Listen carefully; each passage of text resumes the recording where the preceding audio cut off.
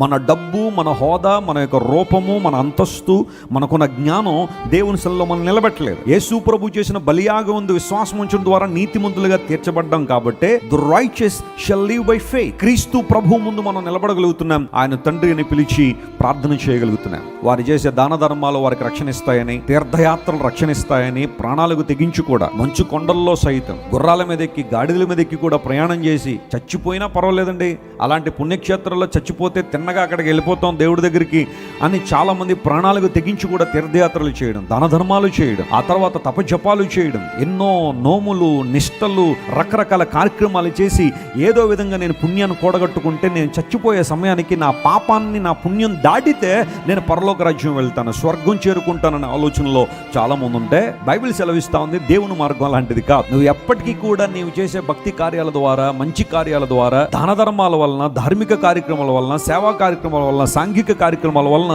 నువ్వు దేవుని రాజ్యాన్ని చేరుకోలేవు. అలా గనక దేవుని నియమం ఉంటే పరిస్థితి వేరేలా ఉండేది. కానీ there is only one way to heaven. క్రీస్తు ప్రభు బలియాగం యందు విశ్వాసం ఉంచి నీ పాప జీవితం ఒప్పుకుంటేనే పరలోక రాజ్యం వెళ్తావని బైబిల్ నిర్ద్వందంగా, నిష్పక్షపాతంగా దేవుని వాక్యం సెలవిస్తా ఉంది.